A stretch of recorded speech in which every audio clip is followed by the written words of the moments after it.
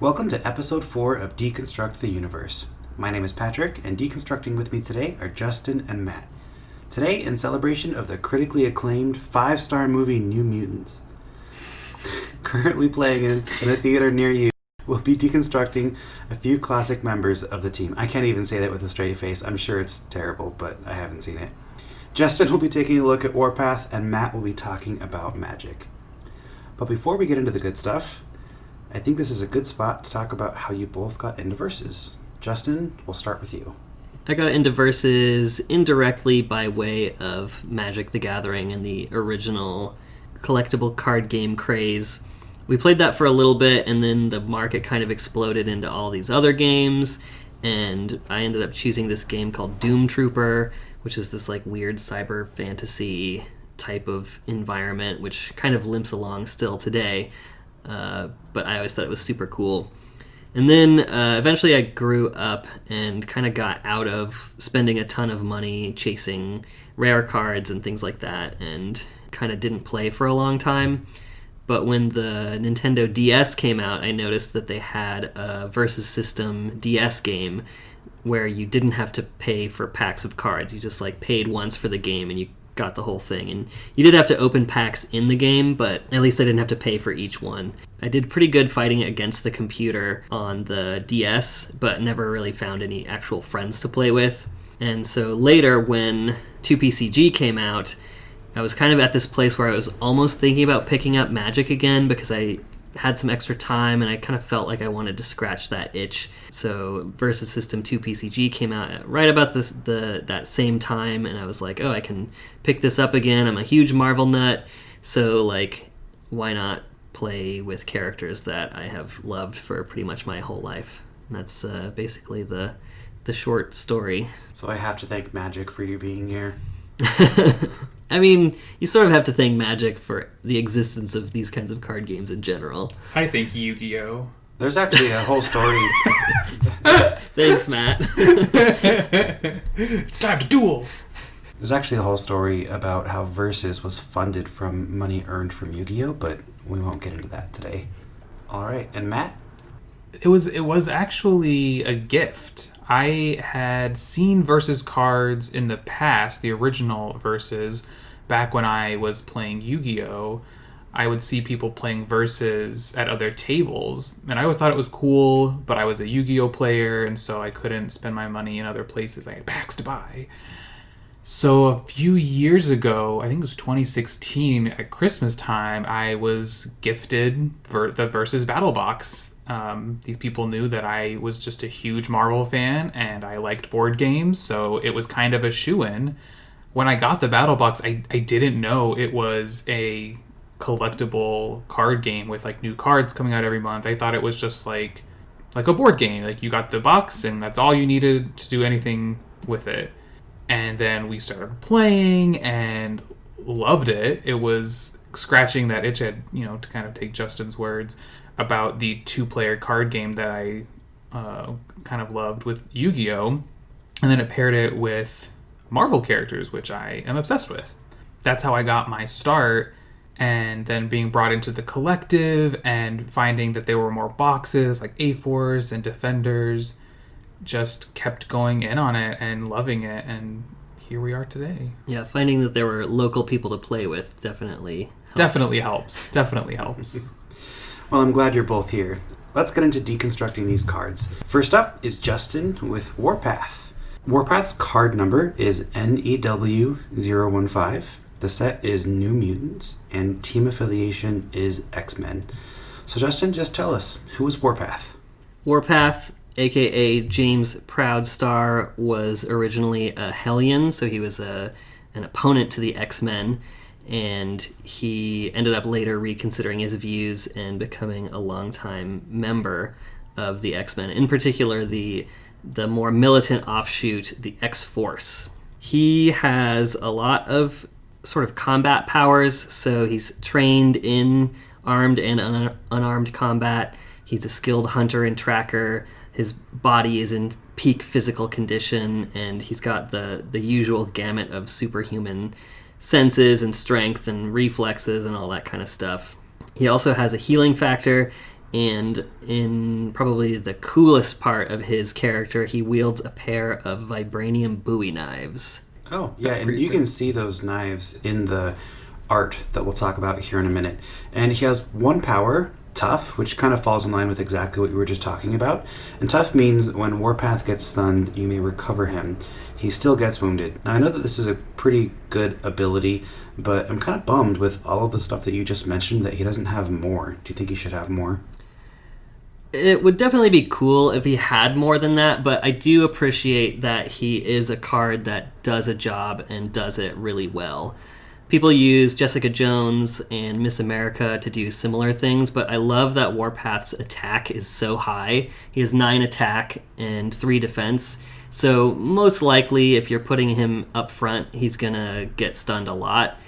But then because he's tough, he can be recovered instantly, and because his attack is so high, as long as he's not being range attacked, then he's going to be able to strike back against up to 3 attackers in one turn. And I just think it's really cool that he is that tough, and he's as strong as he is tough, I guess is what I'm trying to say. Yeah, I guess that makes sense. So yeah, I would like to see a little bit more out of him, but at the same time, I love putting him in a deck and just know like exactly how I'm going to use him. Mm-hmm. Well, let's get into the card art, and if you're following along with us at home, head on over to our Facebook page and you can take a look at the post. This card art is from X-Force in 2009. It's issue 20, page 11. The penciler and inker is Mike Choi, and the colors are by Sonia Obak. So Justin, tell us about this creative team. You can find Mike on Instagram at Mike Choi Art and Facebook as well at Mike Choi Art. And Sonia Obak, I couldn't find much of an online presence, but apparently you can connect with her on LinkedIn. I think the art on this card is super cool, and it was one of the cards when we put a poll in the collective that people liked the most. They said it was their favorite artwork on a card, and I think I might agree with that. I think this is a really cool drawing. And some really great colors as well. And it looks like this was co-written by Craig Kyle and Chris Yost. Yeah, so you got a pair of writers on this.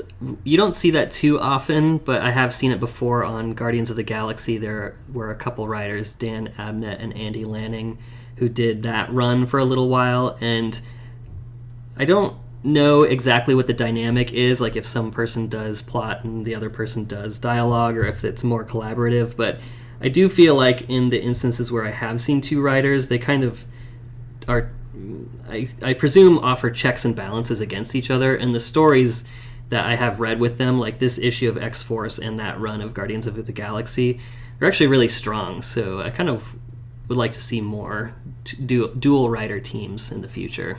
Mm-hmm. To jump in on that as well, there's a great comic called Undiscovered Country that's out right now, and it has 2 powerhouse writers on it, and they go into a lot of the detail about how they pass notes back and forth with each other. Like sometimes it's one person writing one issue, another person writing another issue, or they'll collaborate on certain scenes or characters together. And I completely agree that having 2 writers really pushing each other to do better and be more creative can make for a better comic book. And maybe it probably costs more money to do that, but I think you get a better product in the end. And going back to the art briefly, the style of the art is it feels very manga influenced.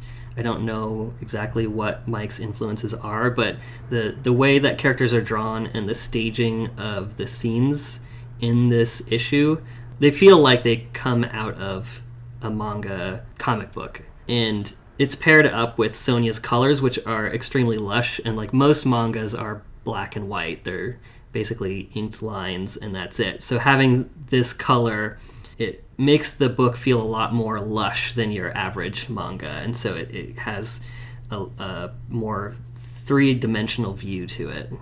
I think that's a really good way to say it. Very 3-dimensional, yeah. Yeah, and it's also very moody. She does a great job with lighting. Like I'm looking at this page that Warpath is from, and there's embers burning on the fire, and it's a very cool page because they're standing in the snow, so there's a lot of cool colors, and then there's these warm embers, and it's almost cozy, even even if they're in an abandoned house that's got no roof on it. Well, it looks like the abandoned house is Angel's Eyrie, and I see that they've stumbled upon a wrecked house, and Angel's not very happy about it. So what's going on in the story? So the bulk of this story actually isn't about Warpath at all. It's about X-23.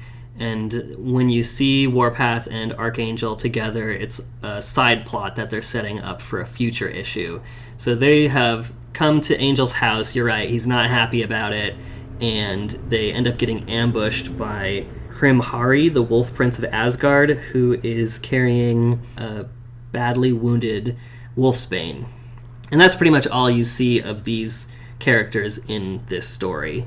But the rest of the story is about X-23, and she's trapped in a room, and she is basically surrounded by barrels and barrels of trigger scent, and there are people trying to get into her room so that they can basically capture her and take her back to this thing called the facility. When they end up using a blowtorch to get through the door, then she basically empties out all these trigger scent barrels, which sends her into a flying rage. So the leader of the group is Kimura, and she's somewhere else and talking on the radio, and she's asking what the heck's going on, and they're like, oh, we've trapped X-23 in this room full of trigger scent, and she's like, oh, crap.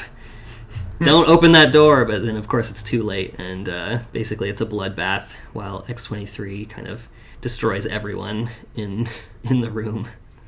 They say Wolverine is the best there is at what he does, but I think X-23 gives him a run for his money. Yeah, I think you might be right. She's the new Wolverine. Well, do you think that this artwork accurately depicts Warpath? Yeah, I think it's really cool. This was a series, I'm not too much into the X-Men side of things, but when this series was being advertised in other comics that I was reading, it really struck me. Seeing Warpath and Wolverine and the Archangel from the 80s and 90s that I was introduced to, the Angel of Death version, and seeing it was in X-Force and it was kind of this tactical X-Men team, I was just like, this might actually be an X book that I'm really interested in picking up. And I never did, but reading through this book now, I'm probably going to go back and read more of it because it's really good. It's as good as it looks on the page. It's a very good series, very bloody. They are the X-Men team that are doing what the X-Men can't, and they're taking people out. And they've got these kind of tactical matte black costumes, black and gray, but then their eyes are glowing red in a lot of the cases, and so that just like adds to the cool factor of the whole thing.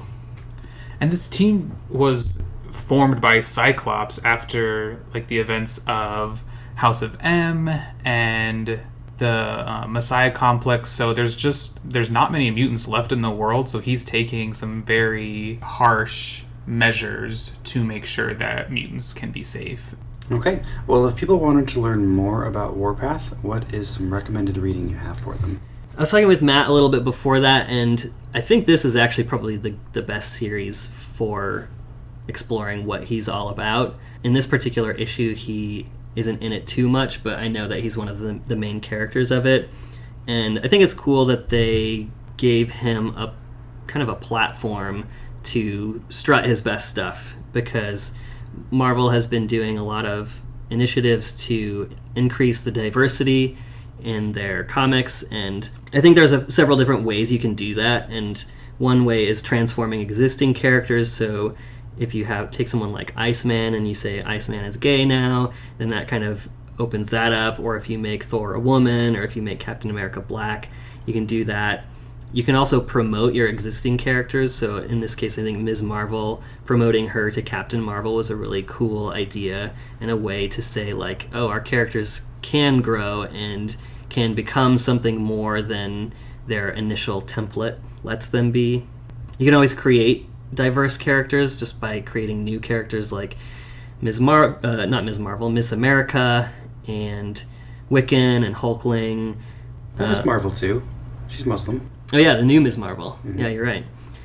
And then the other way you can do it is to actually use the diverse characters that you already created, say back in the 1980s, like they finally did with Warpath here. So he's an Apache Native American, and so he's been around for a long time, and he just hasn't had the spotlight on him in the way that he got with this X-Force series. So I think if you've got the characters already and they have a history and a following, then you might as well use them and elevate them.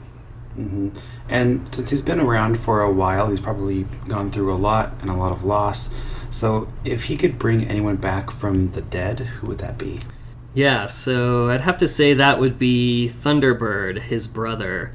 He was the original Thunderbird on the X-Men, and he debuted in Giant Size X-Men #1. So he was kind of one of the main characters he was one of the initial characters of that new team of X-Men, but he died very quickly. And so when Warpath came onto the scene, he initially took Thunderbird's name, and that's why he joined the Hellions, because he wanted to get revenge on the X-Men. But later he ended up reconsidering his views, and yeah, he ended up joining with the X-Men. So I'm sure he'd love to have his brother back and fighting alongside him. Mm-hmm. And I think Thunderbird was in the Gifted TV show. Is that right? I think that was Thunderbird. It was either Thunderbird or Warpath. I know Warpath was in Days of Future Past, the movie for that, and they base his costume off of the Warpath we see here. I'm pretty sure Thunderbird was in the show. We'll check that. All right. Well, thanks, Justin. The next card we'll be deconstructing today is Magik, the Magik card from the Marvel Battle set. Her card number is MNB036, and her team affiliation is X-Men. So, Matt, just tell us, who is Magik? I think most people would say she's the ultimate badass. I thought that was Jean Grey. Oh, no, that's what I would say for Jean Grey. I think most people would say for Magik, she's the ultimate badass. No, she has a huge following. She's a big character and has had a sprawling arc going back to the 80s, maybe even the 60s, I want to say. She's Colossus's sister. She spent a lot of time in limbo, being captured by a demon named Belasco. And then she's had her own arc of trying to control limbo, trying to get like these bloodstones. She's always wielding a really cool sword, her soul sword, that's evolved over the years, as well as her costume. She's been touched by the Phoenix as part of the Phoenix Force 5, and currently she is like the military commander on the island of Krakoa since the House of X and Powers of 10 issues have come to be. So you mentioned Limbo, and she has one power on her card for an intellect. Put Magik and up to one other supporting character on your side into its owner's hand. Can she teleport? Yeah, teleportation is actually her mutant ability. So while she can do magic and was raised to do magic by this Belasco character in her time captured in Limbo, her mutant ability is actually these teleporting discs. So if you look towards the bottom of the card, that yellow circular area, that's her mutant ability right there. Being able to teleport not just to Limbo, but anywhere. I have to say I've never seen that before. You pointed it out. Oh, yeah. That's the teleporting discs. I thought she was standing in fire or something, maybe. But yeah, it does look disc-like. Yeah, and that's been a big part of her character for a long time. As someone who had seen Magik around, I'm a big X-Men person, but New Mutants were never really my jam. So I would see Magik as like a peripheral character, and she would always be having this sword, and she would be teleporting around everywhere. And I always thought it was like Magik was her ability, as her name, but really her mutant ability is the teleporting discs. And then she just has the ability to use magic as well because of her time in Limbo. Well, let's take a look at the art. So this artwork comes from issue 1 of New Mutants in 2009. It's actually a variant cover by Adam Kubert. Tell us about Adam Kubert.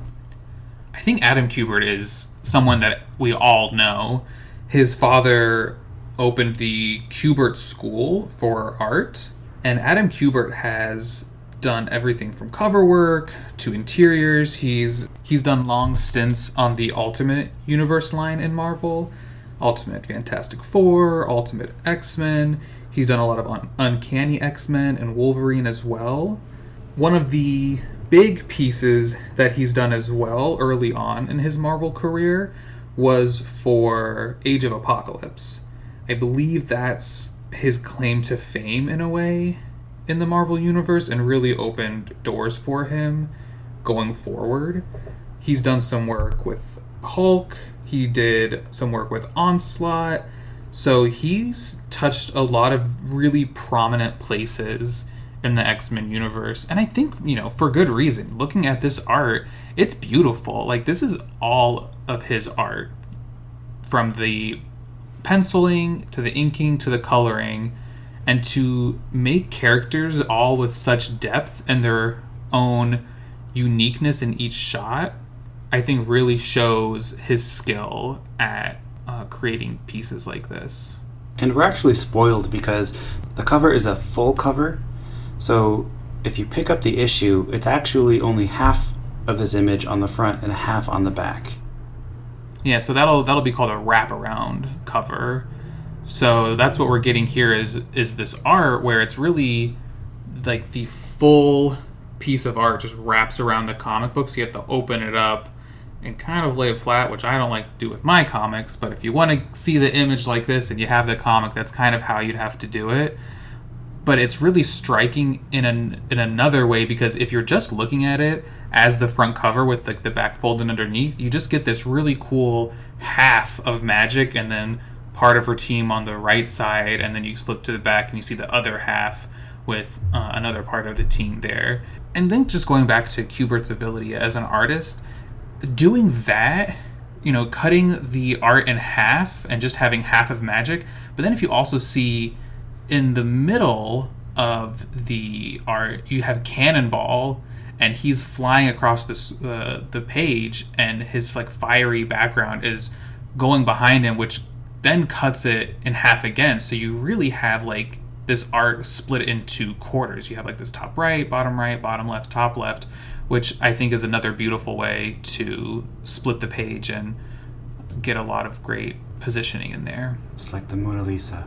Ah, yes, the Mona Lisa of comic books. There it is. Well, this is pretty busy here. There are a lot of characters.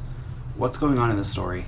So in this story, Magik has gone back in time about like a year, and this is issue 1 as well, as I believe we said. So it's a new unfolding of events. So she's gone back in time.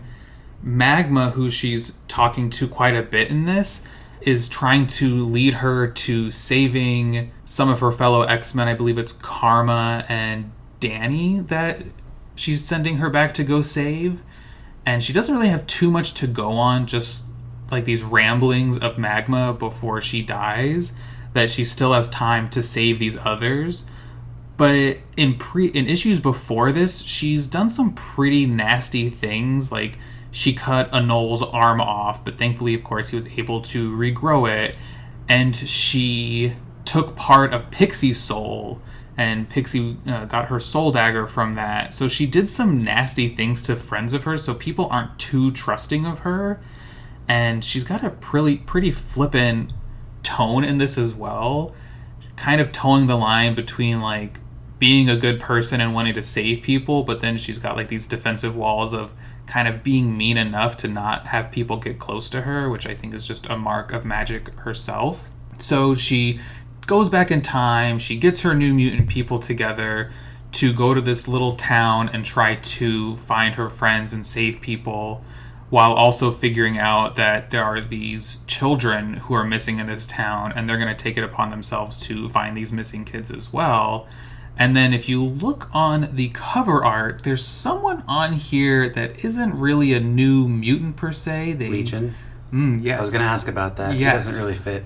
He's on here because, spoiler, at the end, he has been locked in this box this whole time, and they let him out of this box, and where Legion goes, chaos follows. So I think it'll be some pretty interesting issues going forward from here.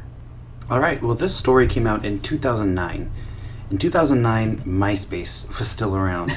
So if Magik was on MySpace, who would she have in her top 8?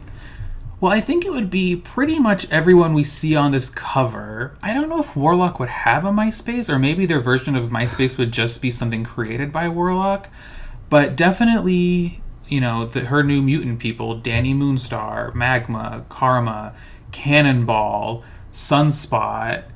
I think that's Empath there. I don't know if she would have him as part of the top 8. But 2 people that aren't part of the New Mutants she would definitely have are her brother Colossus and Kitty, who now goes by Kate. But they would definitely be on her top 8 as well. And I think even Rachel Summers could find a place in there. I think they're pretty close too. We have to make room for Tom as well from MySpace. Well, true. You know what? True. We'll take Rachel out and we'll keep Tom in. Tom's got to stay on the top 8. Perfect.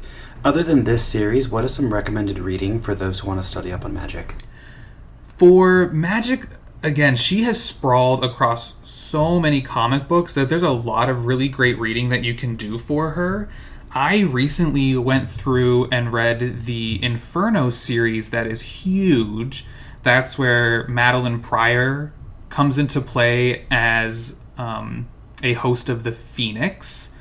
And Madeline Pryor is a clone of Jean Grey, so that's where she comes into play. That's her big claim to fame. So Inferno's a really good spot for that because there's a New Mutants crossover with it as Limbo is bleeding into Manhattan. And they go into a good bit of her backstory as well. So if you just read that, you're going to glean a lot of her history.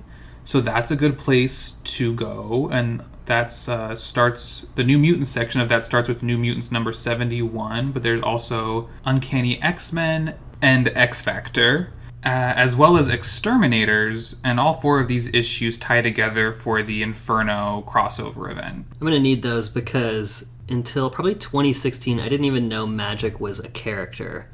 I first ran into her when I was playing the Contest of Champions iPhone game, mobile game.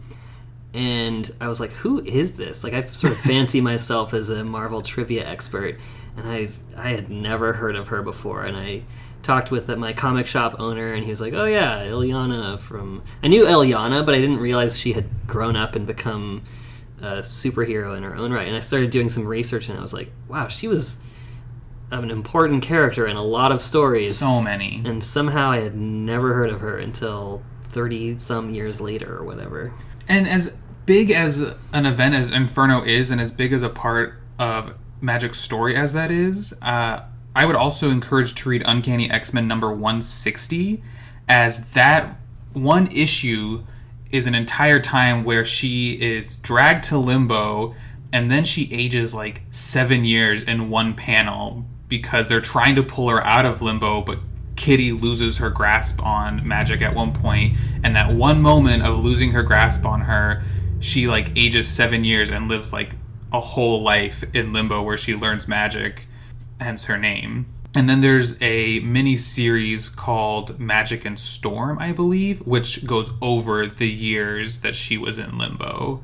And then after that, I think there's a lot of really good reading that you can do, but those are the places that I would start, and then branch out more and find the newer issues that you can read from her and see where she's gone and where she's going.